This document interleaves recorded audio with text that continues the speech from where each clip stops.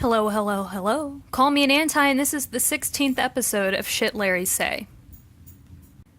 Back when I made this blog and the YouTube channel in early July 2017, I made a conscious decision to make it anonymous. I knew that if my fandom persona were attached to it, conspiracy theorists would use that against me to launch ad hominem attacks.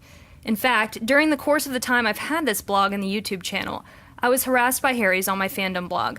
I thought to myself as I blocked those Larrys, if only this had happened to SLS instead. Now obviously we're the same person. But through using SLS, I was able to build a wall between the hate SLS received and the hate being aimed at me personally. Eventually, another reason to remain anonymous cropped up when it was suggested to me to recruit ex-Larry testimonials. It would be easier for an individual to feel safe enough to tell me their story if they didn't have any preconceived notions of who I was. Eventually, I would tell most of the ex-Larrys whose testimonials were produced what my fandom blog was, and most of my mutuals know as well. And let's be frank, this isn't really a surprise to anyone who's been paying attention.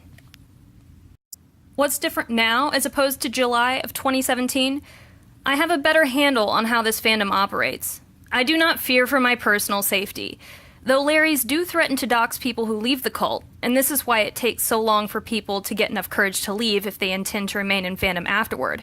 They also deny that they would ever do such a heinous thing. I'm going to assume that on this count, they're being honest. Let's see if they can live up to their word. Larrys also insist that SLS is nothing and has no influence. Therefore, I would imagine that this news is also unimportant to them and would not cause a stir on their blogs. I have never and would never physically threaten someone, and have never and would never threaten to dox someone. This is not the end of SLS, not by a long shot. This is just the beginning of a new chapter. Thanks.